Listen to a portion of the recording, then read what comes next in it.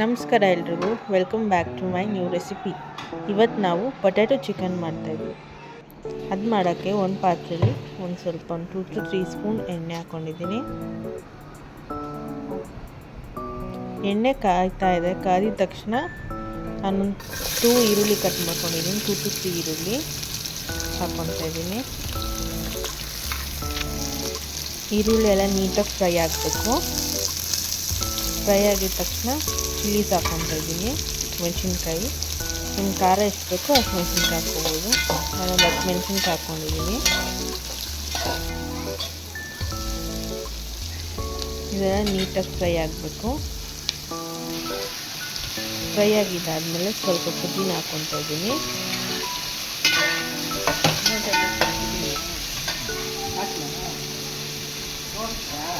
ತೋರಿಸಿದ್ದೀನಿ ಹಾಕಿ.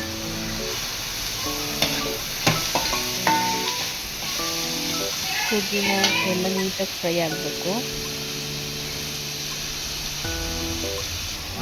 ಫ್ರೈ ಆಗಿದ್ದಾದ್ಮೇಲೆ ನಾನಿಲ್ಲಿ ಪೊಟ್ಯಾಟೊ ಹಾಕ್ಕೊತಾ ಇದ್ದೀನಿ. ನಾನು ಒಂದು ಪೊಟ್ಯಾಟೊ ಕಟ್ ಮಾಡಿಟ್ಕೊಂಡಿದ್ದೀನಿ. ಆ ಪೊಟ್ಯಾಟೊ ಹಾಕ್ಕೊತಾ ಇದ್ದೀನಿ.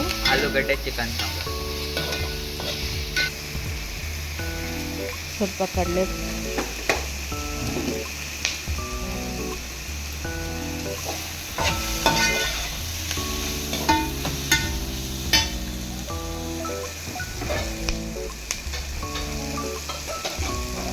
ಅದೆಲ್ಲ ನೀಟಾಗಿ ಫ್ರೈ ಆದಮೇಲೆ ನಾನಿಲ್ಲಿ ಇದನ್ನೆಲ್ಲ ರುಬ್ಕೊತಾ ಇದ್ದೀನಿ.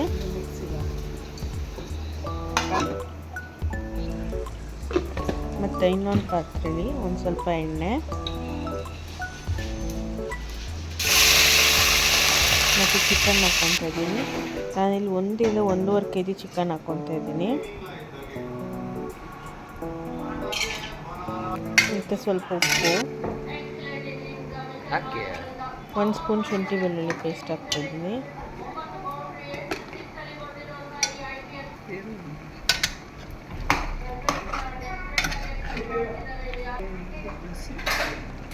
ಮತ್ತು 1 ಸ್ಪೂನ್ ಮೊಸರು,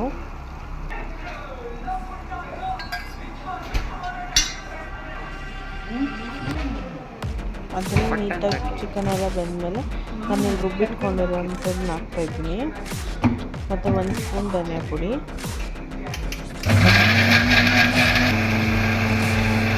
2 ಸ್ಪೂನ್ ಹಾಕ್ಬೋದು. ಮತ್ತು 1 ಟೊಮೆಟೊ ಹಾಕ್ಕೊತಾ ಇದ್ದೀನಿ. ಹಾಗಾಗಿ 2 ಟೊಮೆಟೊ ಹಾಕ್ಕೊಬೋದು.